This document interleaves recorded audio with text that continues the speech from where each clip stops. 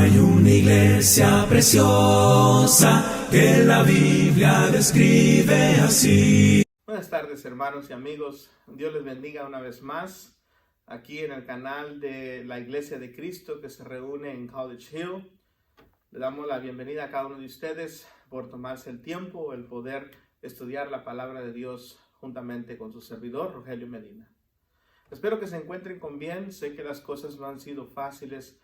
Sé que la situación, verdad, como nos informan los medios, están un poco difíciles. Sigamos guardando el tiempo en casa y sigamos haciendo lo posible por recordar, verdad, los principios que nos están dando. Recuerde que todo esto es para el bienestar de usted y su familia. Sigamos orando, sigamos poniendo nuestra confianza en Dios y sigamos luchando por hacer su voluntad. Queremos en esta clase bíblica finalizar el libro de Joel. Si usted ha estado con nosotros durante el proceso del desarrollo de este libro, usted ha podido ver cómo este libro se va desarrollando, lo importante del gran mensaje del libro de Joel, lo esencial que este mismo libro nos trae, el mensaje poderoso que nos habla a despertar y reconocer que Dios aún está en control. Y lo que Él promete, lo cumple. Joel es el libro que nos habla a recordar que Dios es el Señor.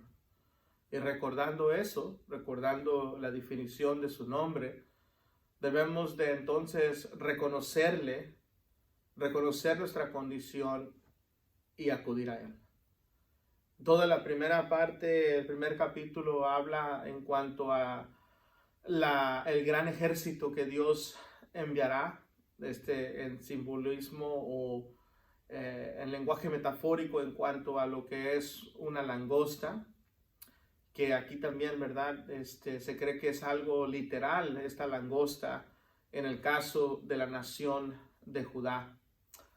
Y encontramos que, dado por las circunstancias que los rodeaban, los casos, dado por el problema que estaban enfrentando y las diferentes dificultades, necesitaban ellos despertar de su condición y poder acudir a Dios. Entonces este libro es el libro que nos ayuda a entender la gran necesidad e importancia de despertar de nuestro sueño espiritual y poder actuar.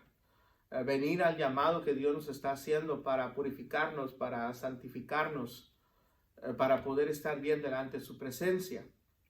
Y al hacer esto, hermanos y amigos, podremos entonces obtener la promesa. Palabras similares del profeta Joel están en Hechos capítulo 2. Mismo principio de Joel está en Hechos capítulo 2.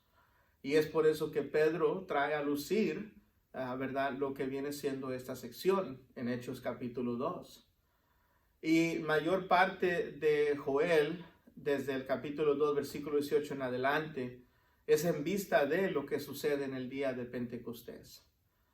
Y todo de ahí en adelante, el capítulo 3, es en vista del gran día del Señor. Tanto será para algunos terrible, como para otros de salvación. El capítulo 3, aunque muchos comentadores han querido aludir a que habla sobre el gran juicio final, creo que cuando veamos el contexto y hemos visto hasta ahorita, hasta el versículo 15, nos hemos dado cuenta que pues el caso no es hablando hacia el final, sino hablando lo mismo desde Hechos capítulo 2, versículo 18, que es en vista de la promesa. Si hay un arrepentimiento genuino, lo que viene, lo que Dios promete a su pueblo es el poder estar con ellos para siempre. No está hablando en términos en los cuales vamos a ver aquí que es algo futurístico aún para nosotros. No, fue algo futurístico para ellos, pero otra vez, basándolo y haciendo referencia una y otra vez el profeta Joel a los mismos días, a la misma dispensación y al mismo tiempo que se estaba viviendo o que se iba a vivir, mejor dicho, hacia el futuro con ellos en el día de Pentecostés y que se vivió durante el inicio del reino de la iglesia. Entonces tengamos eso en mente. Hemos visto en el capítulo 3 que del versículo del 1 al 3, Joel empieza a hablar de la anticipación de esta salvación. Tanto la anticipa, esto es, empieza a hablar de ella, algo futuro y cercano. Habla en cuanto a lo que es un juicio. Y Dios en su gran día traerá juicio a toda persona. Esto es, a algunos les va a brindar la libertad y a otros les va a brindar la condenación. Observamos este principio en las palabras de Jesús desde Juan capítulo 3 y versículo 18. Dice que todo aquel que ha creído en el Hijo no es condenado, pero aquel que no ha creído en el Hijo ya es condenado. Ahí encontramos un juicio llevándose a cabo. Ahí encontramos que Jesús mismo está explicando a través de Juan que la persona que realmente cree en Cristo Jesús como el Hijo de Dios va a obedecer los mandamientos que Dios ha estipulado para que venga entonces a manifestar su fe. El plan de salvación está, ¿verdad?, envuelto en esto. Y luego tenemos, por otro lado, las personas que deciden no hacerlo, que rechazan la voluntad de Dios. Y esto también lo vemos que lo hicieron los fariseos, los doctores de la ley, las personas líderes religiosas. En Lucas capítulo 7 y versículo 30 tenemos el ejemplo que los fariseos rechazaron los designios de Dios al no ser bautizados por Juan. Y ese es el mismo principio que nos enseña aquí. La gente puede rechazar los designios de Dios al no ser bautizados para el perdón de sus pecados. Eso es lo que nos habla Joel capítulo 1 versículo 3. Es ese principio que tiene en mente. Pero de ahí en adelante encontramos el versículo 4 al 8, donde habla de que Dios se va a encargar de los enemigos presentes y de los enemigos futuros. Y todo lo va a acomodar Dios en su lugar. Todo Dios se va a ocupar de las cosas. Y eso es ahora sí el pensamiento encerrado en estos versículos. Dios se va a encargar. Y en esa ocasión miramos una lección sobre esto. Del versículo del 9 al 15, que fue lo que vimos la semana pasada, observamos de cómo esta salvación que Dios va a ofrecer, en otro caso en el tiempo futuro de Joel, en el tiempo pasado para nosotros, iba a ser una salvación que demanda esfuerzo. Y este esfuerzo, hermanos y amigos, es uno que demanda de la persona, que es lo que hace entonces Joel.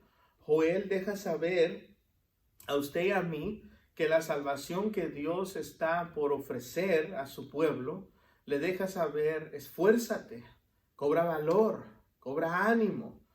¿Por qué? Porque el principio del Nuevo Testamento nos enseña que el cielo, la morada eterna, el llegar a ser un discípulo de Cristo, demanda esfuerzo, valentía, demanda valor. Demanda que usted y yo estemos dispuestos a entregar nuestra vida por la causa de Cristo. Y eso es el principio, ¿verdad?, que nos enseña esta sección, lo cual nos va guiando a la última sección, la cual estamos estudiando hoy. Versículo 16 hasta el versículo 21, Dios está por finalizar esta sección, Dios está por otorgar lo que viene siendo el gran beneficio de la redención y la salvación completa a su pueblo. Entonces, note conmigo lo que Joel nos va a presentar de esta sección. Versículo 16 hasta el versículo 21 dice lo siguiente.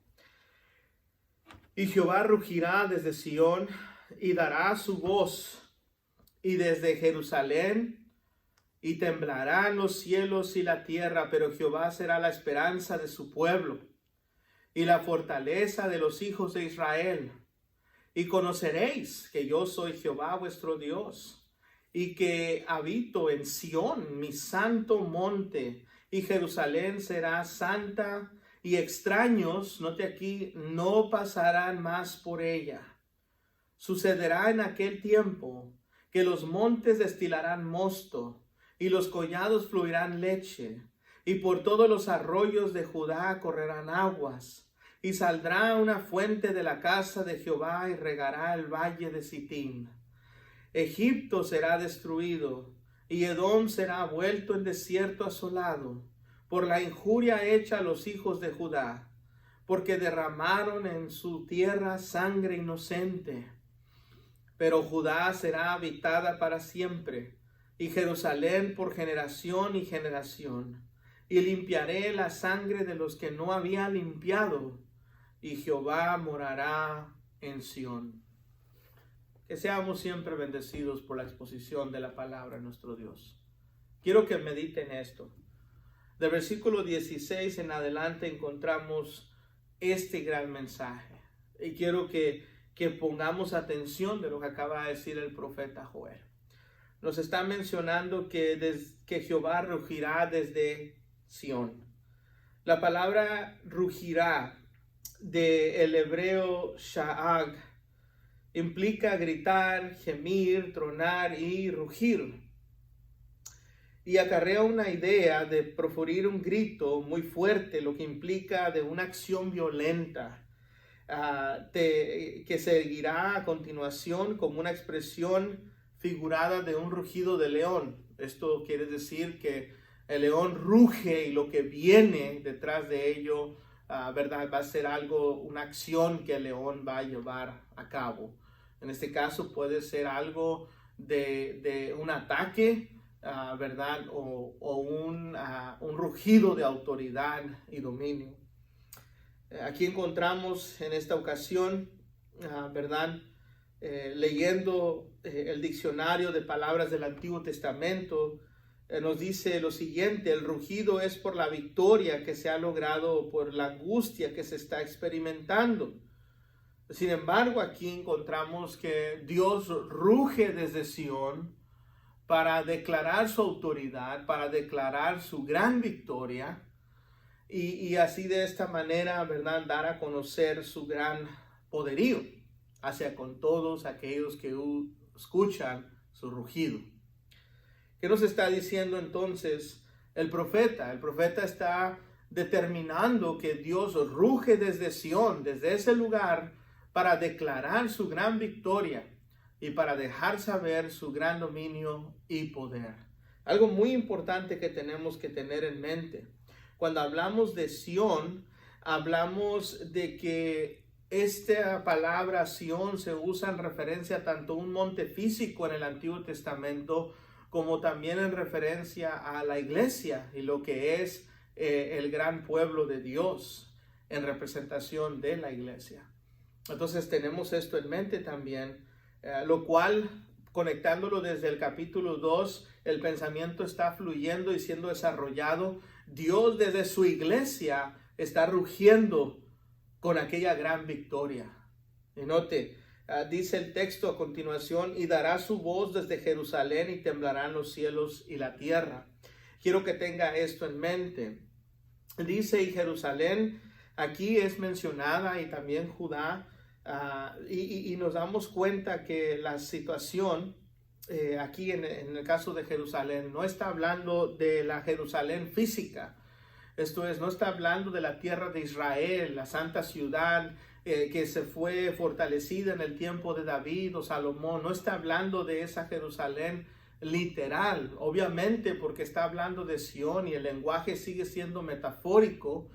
Tenemos que concluir apropiadamente por el texto que Sión está haciendo referencia a la iglesia, Jerusalén está haciendo referencia en términos de la santa ciudad de Dios. Y la santa ciudad de Dios, hablando metafóricamente, viene siendo la misma iglesia.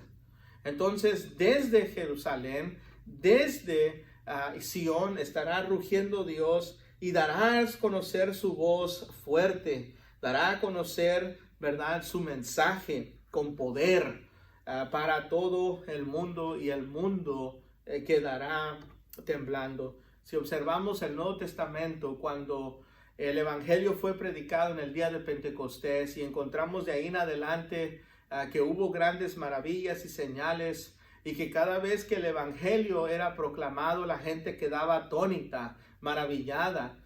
quedaba en shock, quedaba, ¿verdad? El poder ver lo simple que Dios ahora estaba ofreciendo la salvación en su Hijo amado.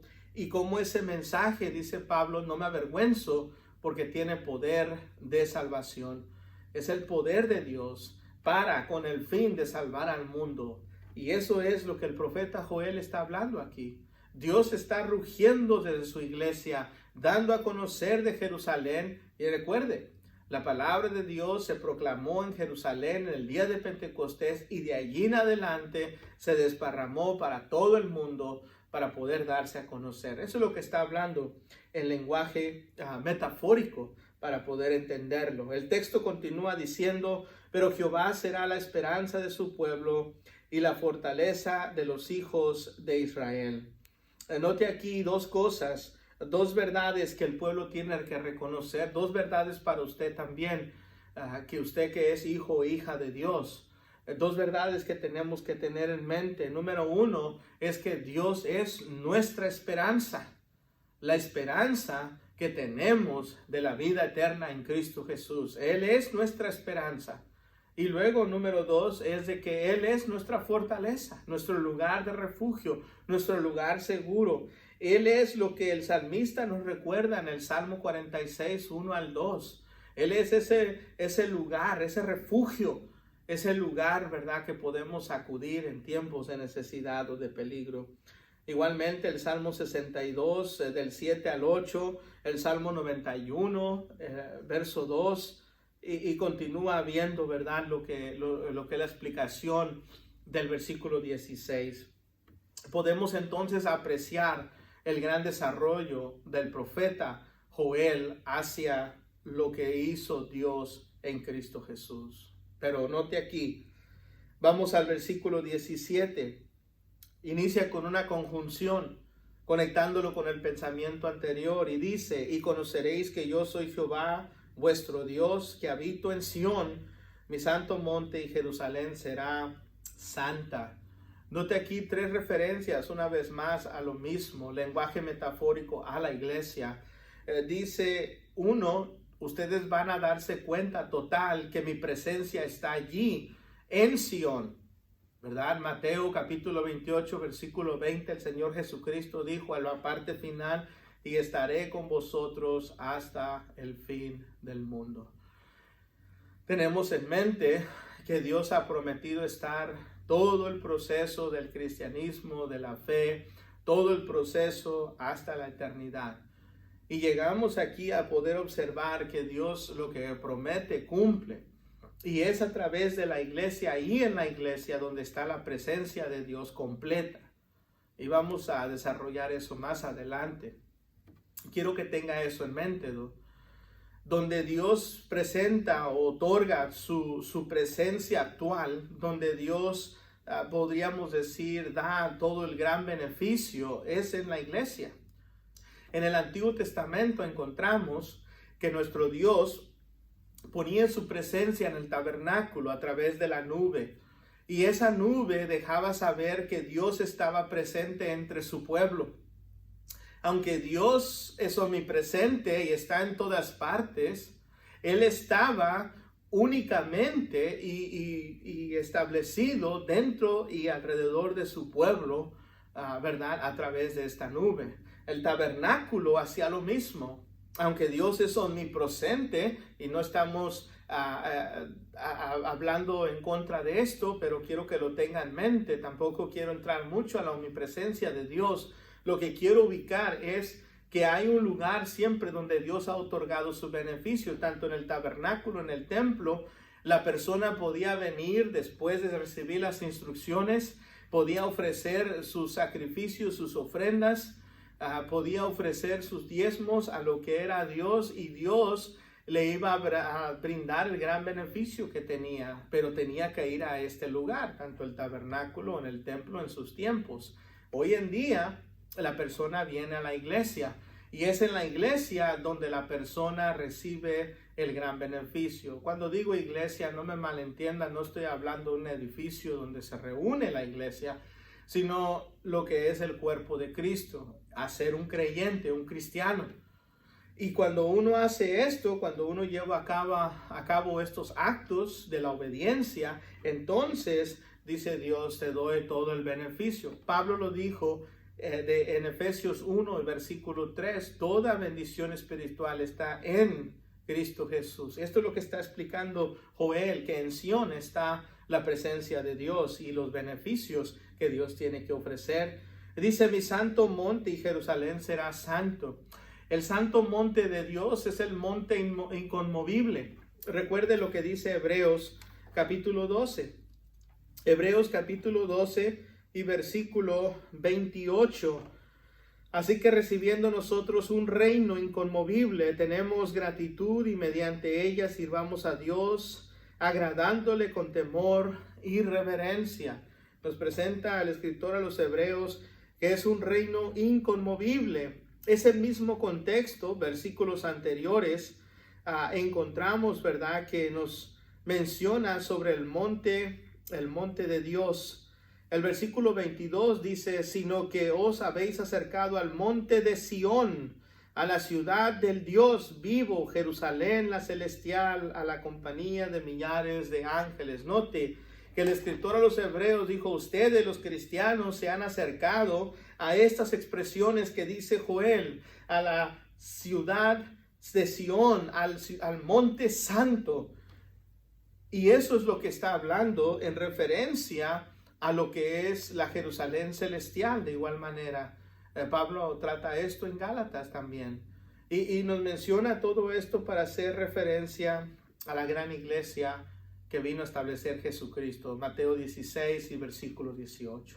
Pero, teniendo esto en mente, continúa diciendo que aún Dios habitando y teniendo su presencia en Sión y su santo monte y la Jerusalén será santa, termina diciendo en la casa de Dios, que es la iglesia del Dios viviente.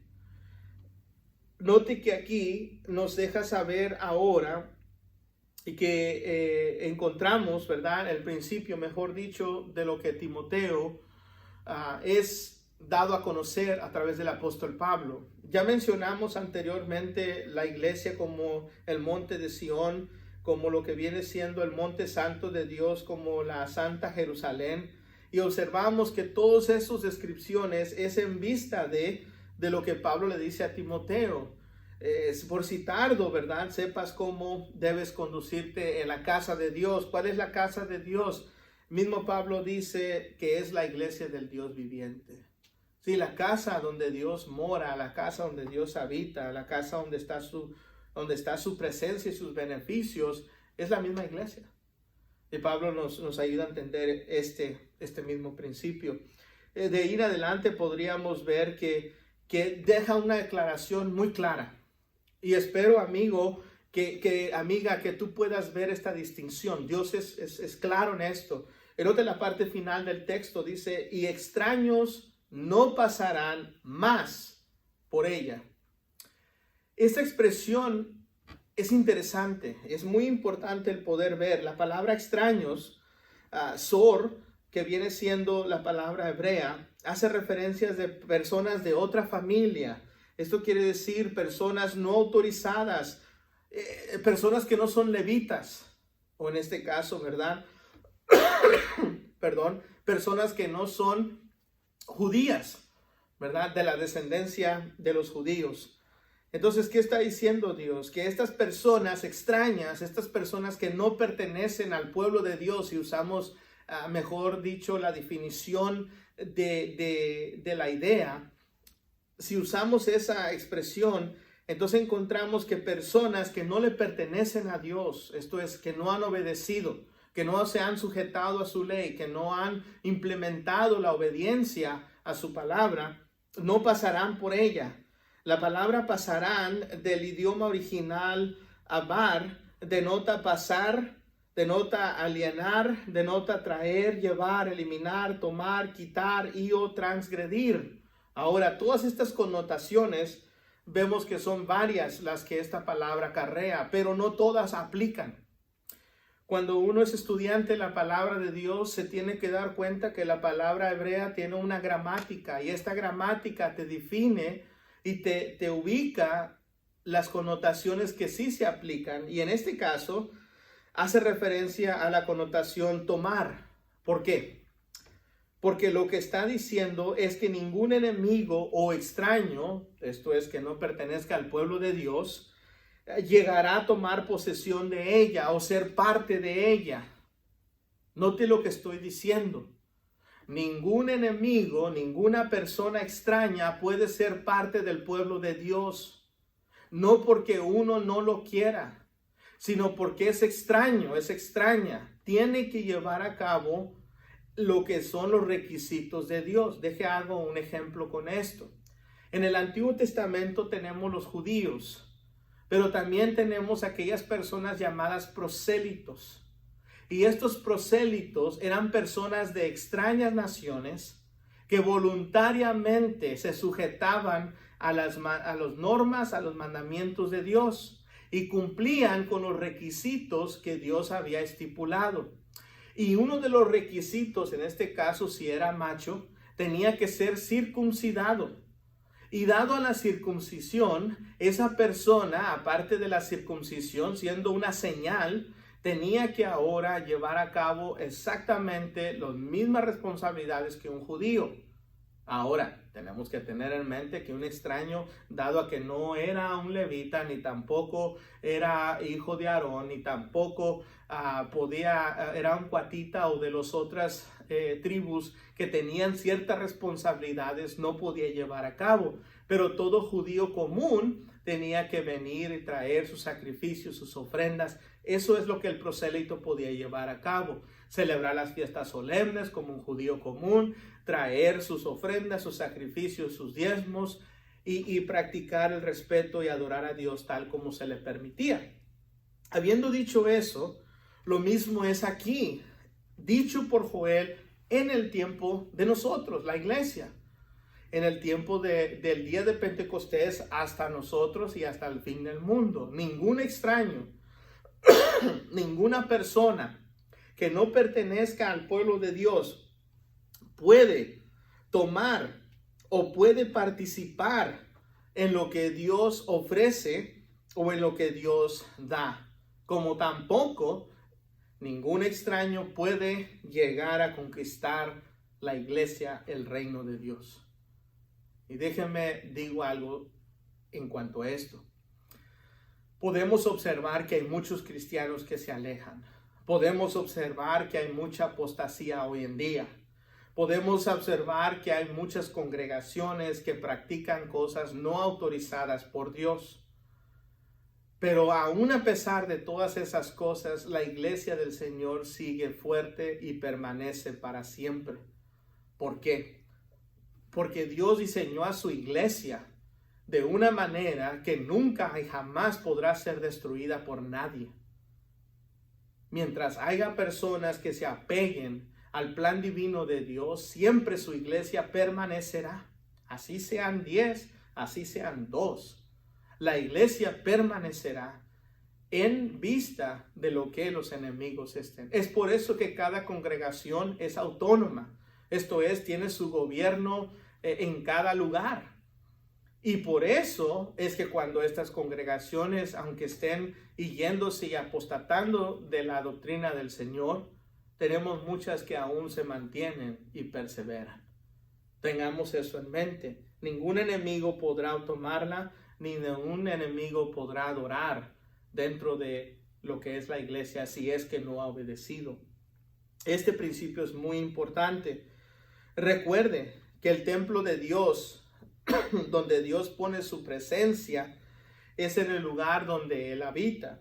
Y dado que es su casa, que es un monte, que es santo, porque Él es santo, esta iglesia es santa y está en santidad, nos recuerda a Pablo hablando individualmente y colectivamente. En 1 Corintios capítulo 3, versículos 16 al 17, nos habla colectivamente. Todos cristianos es parte del cuerpo de Cristo. Y luego capítulo 6, versículo 19 al 20, nos habla individual, que cada cristiano individual es parte del cuerpo de Cristo y su cuerpo es el templo del Espíritu Santo. Entonces, debe de guardar santidad, debe de mantenerse fiel, luchando por la causa del Señor. Teniendo eso en mente, continuamos viendo que Dios establece y enfatiza su presencia dentro de su casa. Ahora, quiero que tenga eso en mente, lo que acabamos de decir. Ningún extraño pasará por ella. Tal vez usted esté viendo este video, tal vez usted no es un cristiano, un hijo o una hija de Dios. Déjeme decirle, usted no puede tener ni gozar de los beneficios que Dios tiene para ofrecer, al menos que usted obedezca. Joel hace hincapié de esto. Y espero que usted medite en ello mientras vamos desarrollando. Vamos al versículo 18. Dice lo siguiente: sucederá en aquel tiempo. Note cómo hace alusión a una dispensación, a una era o a unos días, tiempo, siglo.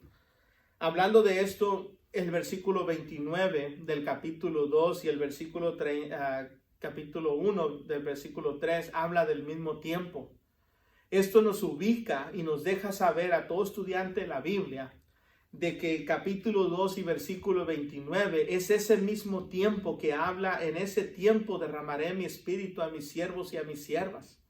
Es ese mismo tiempo, ese siglo, esa dispensación, la era cristiana, donde Dios va a continuar hablando y desarrollando desde el versículo 1 del capítulo 3 hasta este versículo 18 y todo el resto del capítulo. Lo cual está haciendo hincapié que el gran día del Señor tanto será terrible como de alegría. Tenga eso en mente. Algunos creen que el capítulo 3 solamente habla en tiempos futurísticos, hacia el fin del mundo. No cuando mira esta evidencia interna. Hay que considerarla y hay que verla.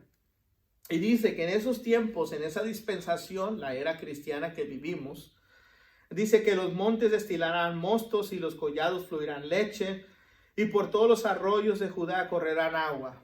Note, tenemos que tener en mente que cuando habla de Jerusalén, de Judá, de la nación, no está hablando literalmente de estas ciudades, sino lenguaje metafórico, lo que representan. Teniendo esto en mente, habla también de ciertas cosas. Recuerde que cuando estaba la plaga de la langosta o el gran ejército que Dios envió, cosas estaban escasas, todo estaba desolado. El capítulo 2 al principio nos hablan de las consecuencias del pecado. Por eso es importante atender al llamado de Dios. Y cuando vemos todo esto, observamos que ahora, dado que Dios está prometiendo, si es que hay una arrepentación genuina, desde el capítulo 2, versículo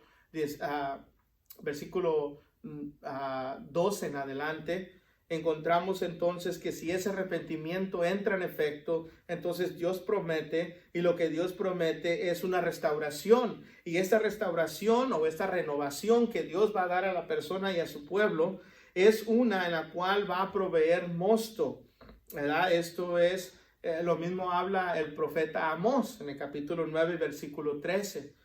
Será algo y ahorita lo voy a explicar, el mosto, y luego menciona la leche, como lo cual también observamos que Dios en el Antiguo Testamento, en Deuteronomio 27 y verso 3, les dijo que iban a entrar a heredar una tierra que fluía leche y miel. Exacto.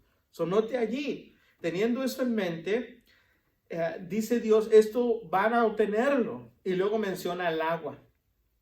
Ahora, ¿qué se representan estos tres? El mosto, la leche y el agua. Representa las grandes bendiciones y provisiones de Dios que tiene para dar a su pueblo. Simple y sencillamente. Son para representar la gran bendición que Dios tiene para darte, tanto para sostenerte. ¿Se acuerda Lucas 12:31? Tal vez piense, no. ¿Se acuerda Mateo 6:33? Ese sí, ¿verdad? Mateo 6:33 es el paralelo a Lucas 12:31. Buscar primero el reino de Dios y su justicia, y todo lo demás se te será añadido. Dios te va a brindar, que es lo que está haciendo Dios a través de Joel. Diciéndole al pueblo, hey, despierten, reaccionen, mediten, miren al cielo, reconózcanme. y vivan con eso en mente. Dice la parte del versículo a continuación, y saldrá una fuente de la casa de Jehová. Note aquí esta expresión, una fuente, algo que va a proveer, algo que va a brindar. Algunos toman esto mismo otra vez usando o haciendo referencia a la escatología. Escatología son los estudios del fin del mundo. Esto no está hablando de eso. Otra vez, tenemos que ubicarnos en el contexto, en el tiempo y lo que significó para el judío en ese entonces, lo que significa para nosotros a través del estudio y lo que hemos podido analizar hasta ahorita. Nos damos cuenta que lo que está diciendo Dios es de que va a haber algo de donde Dios va a brindar gran bendición y beneficio. Y saldrá una fuente de la casa de Jehová. ¿De cuál? De la casa de Jehová. ¿Cuál es esa casa? Bueno, hablamos de esto. La palabra de Dios nos menciona o hace referencia a la casa de Dios. Y déjeme aclarar algo. Nunca la Biblia dice que la casa de Dios es el cielo. Nunca. Dice que es la morada del Señor. Hace referencia en ese contexto, pero nunca usa la frase casa. ¿Sabe por qué? Porque casa es literal. Casa es algo físico, materia. Ahora encontramos en cierto aspecto, ¿se acuerda de Jacob que está pasando por el desierto y llega a cierto lugar y mira que ángeles bajan, mira que ángeles suben y luego de repente tiene, ¿verdad?, una lucha con Dios? Y vemos que Jacob dice, ciertamente este lugar es un lugar espantoso, ciertamente es casa de Dios y se llama el lugar Betel, casa de Dios. De ahí en adelante esto encontramos que era un lugar físico, un lugar en la tierra. Más adelante encontramos que la casa de Dios se hace referencia al tabernáculo. Éxodo 23 y versículo 19 nos hace referencia a esto. Y nos menciona que es casa de Dios. También se usa en términos para referirse al templo. Segundo de Samuel 7 y versículo 27. Incluso cuando David está pensando y dice, hey, mira la casa donde yo habito, mira lo que yo tengo. Y el arca de Dios está en un lugar, no puede estar en una tarpa. Tengo que ponerla, hacerle una casa. Y Dios mismo le hace énfasis en esto. No puede Dios morar en un solo lugar. Pero Dios pone su presencia en un lugar como lo hizo en el tabernáculo. Muy importante tenerlo. Y luego, si recordamos 1 Timoteo 3 y versículo 15, también nos hace referencia a la iglesia como casa de Dios. So, tenemos eso en mente. Y aquí es en este lugar donde encontramos que es de donde Dios va a proveer dichas bendiciones. Una fuente que va a fluir desde su casa para el mundo. Y va a regar lo que dice aquí, va a llegar hasta el valle de Sitín. El profeta Ezequiel declara que las aguas amargas o saladas se convertirán en aguas dulces. Esto es de una condición a otra. Y lo menciona en Ezequiel 47 del 7 al 12. Mismo cuando recibe una visión. El profeta Zacarías afirmó de que Jerusalén saldrían aguas hacia el este y el oeste. De Jerusalén saldrían aguas, arroyos, fuentes. El salmista dijo que los arroyos o que el arroyo traería gozo a la ciudad de Dios, su lugar sagrado. Salmo 46, versos del 4 al 5. Y Juan habla lo siguiente en la revelación en Apocalipsis 22, del 1 al 2. Dice lo siguiente. Después me mostró un río limpio de agua de vida, resplandeciente como cristal, que salía del trono de Dios y del Cordero, en medio de la calle de la ciudad.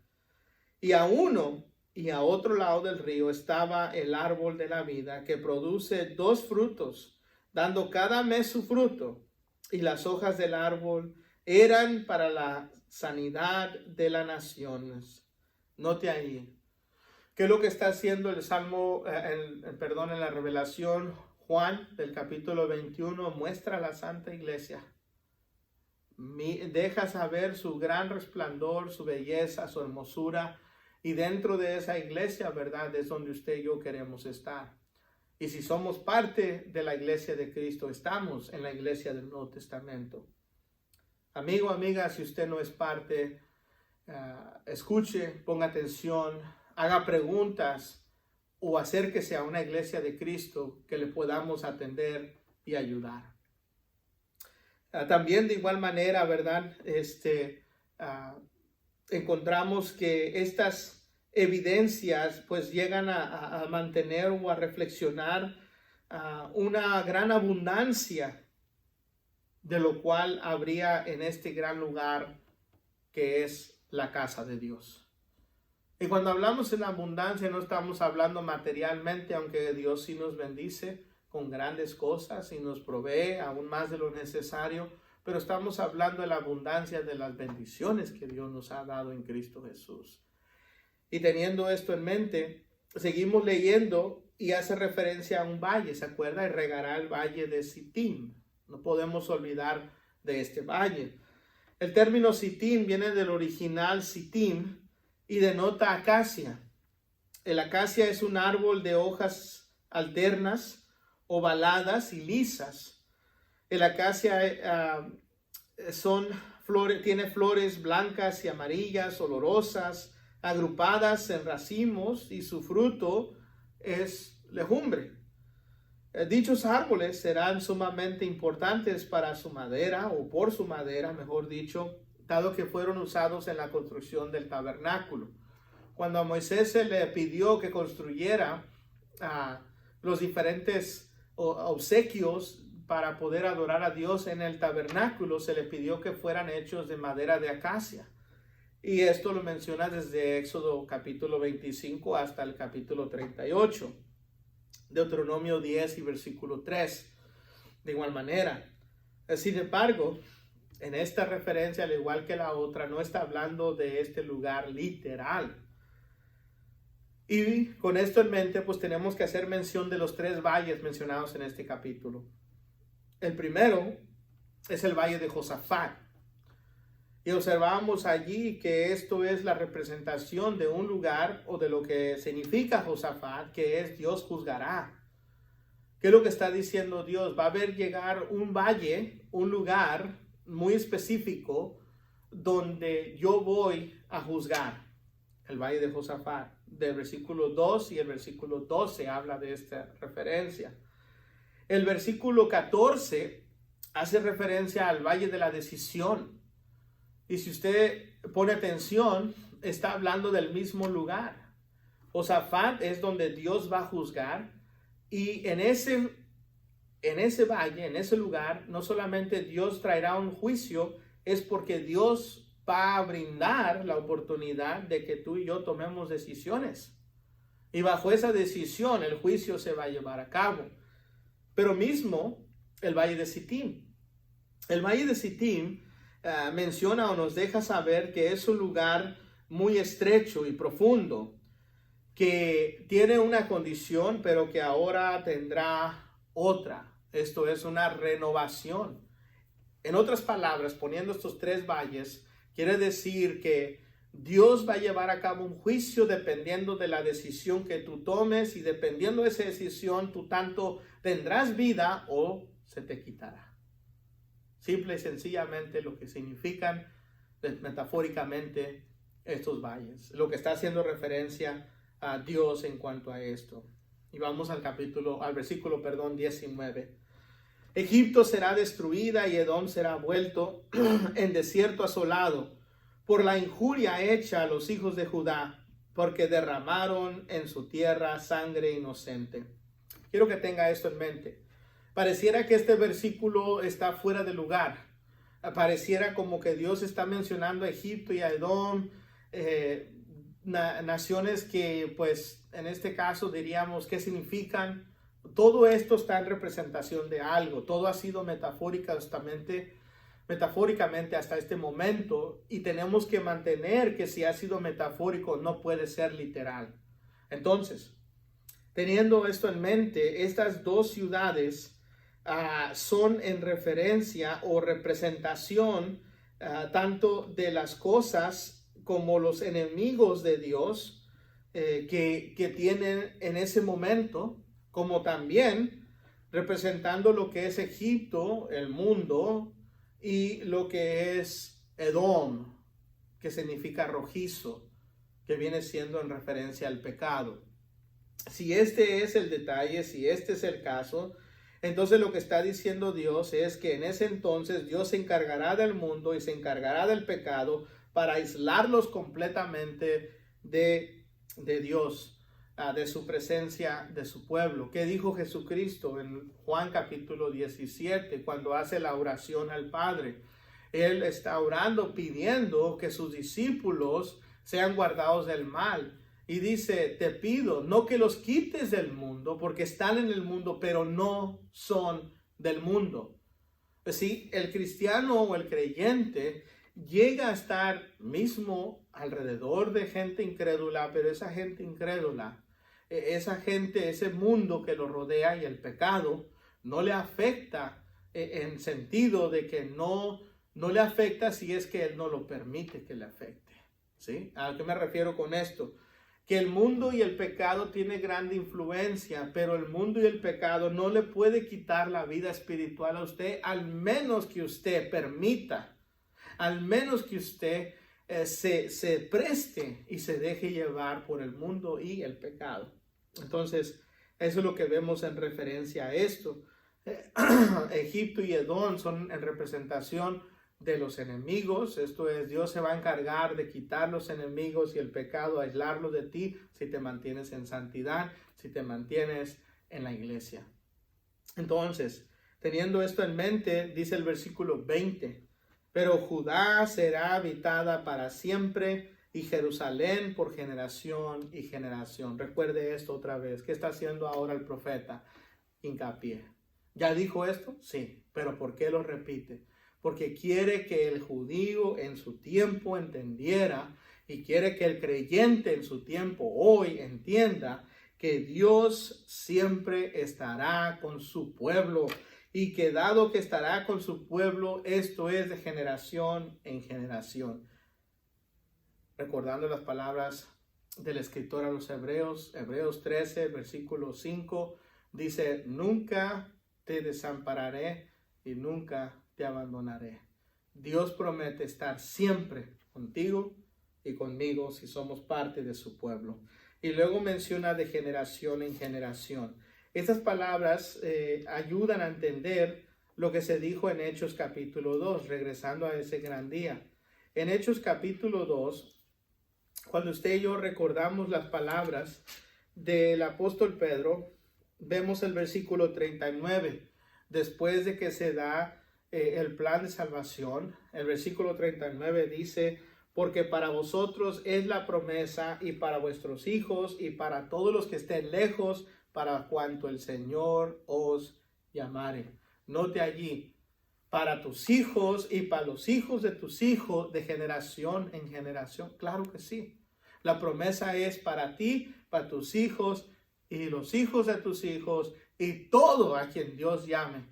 Bueno, ¿qué está diciendo Dios? Esto va a ser de generación en generación. Dios siempre estará en presencia de su pueblo. Dios siempre estará habitando con ellos. ¿Por qué? Porque su iglesia es santa. Fue comprada con la sangre de Cristo. El cuerpo de Cristo, ¿verdad? Es la iglesia, los creyentes. Él es la cabeza. Él siempre estará presente en su iglesia, los que son parte de este gran cuerpo. Y luego el versículo 21 finaliza, y limpiaré la sangre de los que no había limpiado, y Jehová morará en Sión. Quiero que tenga esto en mente. Ya vimos que ningún extraño entrará, no pasará por ella. Aquí Joel recalca y reafirma, y limpiará la sangre de los que no había limpiado. Quiero que tenga esto en mente. Si hay un libro que nos habla que los pecados del Antiguo Testamento no eran limpios, aún antes de que viniera el Nuevo Testamento, es Joel. Joel nos está diciendo, esto no había perdón, no había sustituto por eso, esos pecados, esas faltas. Encontramos cierta información, ¿verdad?, dentro del libro de Hebreos. Y el libro de los Hebreos, o la epístola de los Hebreos, nos explica precisamente que la sangre ¿verdad? De estos corderos no podían hacer este acto. El escritor a los Hebreos explica esto que Joel ha tocado. Note lo que dice Hebreos capítulo 10, versos del 1 al 7. Hebreos capítulo 10, versos del 1 al 7 dice: porque la ley, teniendo la sombra de los bienes venideros, no la imagen misma de las cosas, note, nunca puede. Énfasis en eso. Dice, por los mismos sacrificios que se ofrecen continuamente cada año, nunca pueden, ¿se acuerdan? Que hacer perfectos a los que se acercan. Nunca puede. La ley que se dio nunca puede rectificar el pecado. Era solamente para señalar el pecado. De otra manera, dice, cesarían de ofrecerse, pues los que tributan este culto limpios una vez no tendrían ya más conciencia de pecado. Pero en estos sacrificios cada año se hace memoria de los pecados por la sangre de los toros y los machos cabríos. Note, ¿por qué? Nunca pueden, ¿se acuerdan? Ahora note aquí, no puede quitar los pecados. No puede. Sí, lo malo que habían hecho, dice Joel, Dios aún no lo había perdonado. Eso todavía continuaba.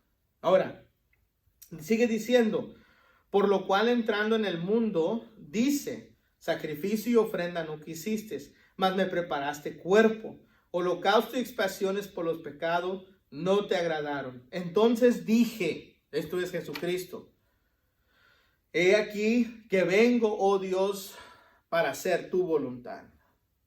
No había perdón. Dios está diciendo a través de Joel, hey, voy a perdonar lo que aún no he perdonado. ¿Cómo? En Cristo. ¿Apunta al Nuevo Testamento? Claro que sí. ¿Apunta a la era cristiana? Claro que sí. Y ese es el gran beneficio que hay dentro de la iglesia. En ningún otro lado hay. En ningún otro lado puede estar. Lo cual continúa explicándonos y dejándonos saber de este gran beneficio.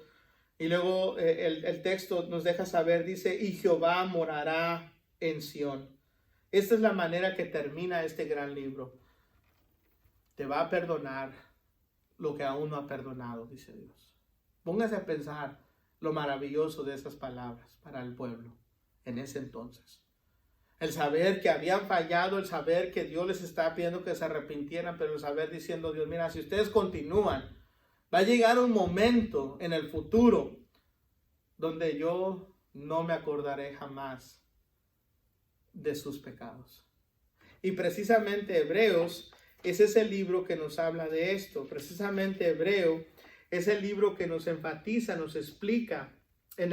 Leímos del versículo del 1 al 7 y no continué, pero si continuáramos leyendo del 8 en adelante, vamos viendo cómo el mismo escritor va desarrollando esto que Joel dijo. Y el versículo 17 trae a lucir un pasaje del Antiguo Testamento, trae y lo saca para dejarnos saber a usted y a mí de que Dios dice y añade, y nunca más me acordaré de sus pecados y transgresiones. ¿Qué está diciendo Dios?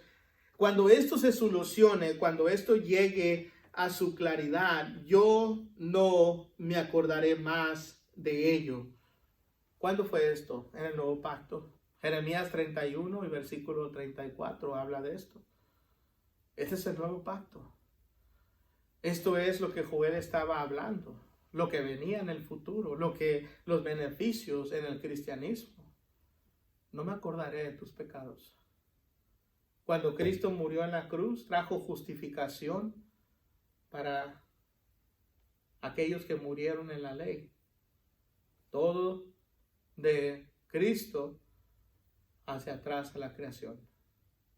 Todos aquellos que murieron bajo el principio de Dios fueron justificados. ¿Por qué? Porque dijo Dios, llegará ese momento cuando yo perdone lo que no he perdonado.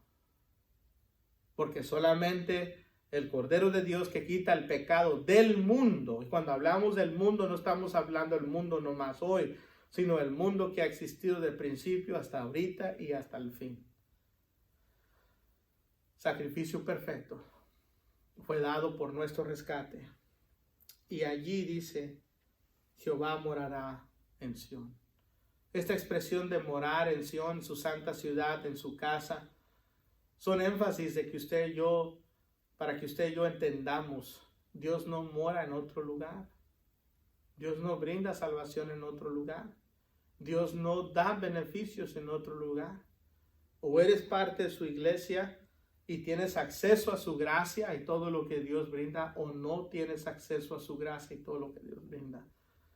Dios ha sido muy claro en esta sección y nos presenta esta gran lección para que usted y yo entendamos. Recuerde entonces, Cristo es la cabeza de la iglesia, Colosenses 1 y versículos 18 y 24. Y es allí donde está la Trinidad proveyendo la salvación, la redención a usted y a mí. Es allí donde Dios siempre estará presente para guiar a su pueblo a la eternidad.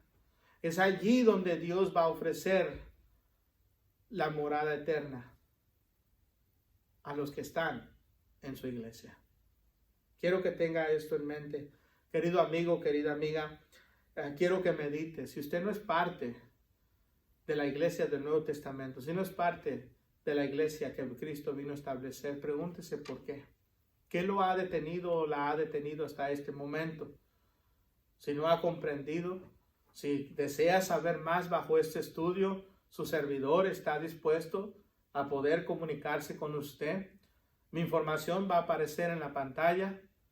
De igual manera, si usted no está en el Metroplex, si no está aquí en el estado de Texas, cerca lo que viene siendo Dallas y Fort Worth, y usted se encuentra más alejado o se encuentra algún lugar, ¿verdad?, ya sea fuera de este país, déjenos saber y nosotros le podemos ubicar con alguien que esté localmente cerca de usted.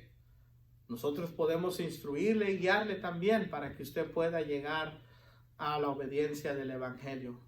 Esto es el propósito y este es el motivo. Dios está queriendo que usted tenga acceso a su gracia. Dios quiere extenderle a usted para que usted venga a ser parte de su cuerpo. Recuerde, nos dice las palabras, y estas palabras le quiero recordar a usted. En la versión Dios habla hoy, Mateo 28, versículo 20 dice, por mi parte yo estaré con ustedes todos los días hasta el fin del mundo. Cristo está prometiendo estar con usted si usted obedece hasta llegar a la eternidad. Y Hebreos capítulo 3 y versículo 5 en la versión Dios habla hoy también dice, nunca te dejaré ni te abandonaré. La promesa de Dios es que siempre estará contigo. ¿Deseas tú estar con el Señor? ¿Deseas tú ser parte? Comunícate con tu servidor.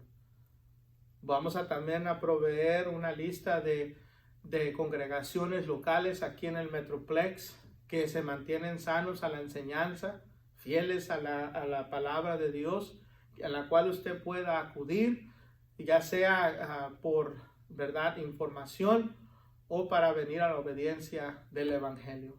Espero que esta lección haya sido de gran beneficio para usted. Dios les bendiga y esto termina y finaliza lo que es el estudio de la exposición del libro del profeta Joel. Hasta la próxima con su servidor Rogelio Medina en su canal de YouTube. Dios les bendiga. Oh, ven, ven, ven, ven, ven a la iglesia de Cristo. Oh, ven,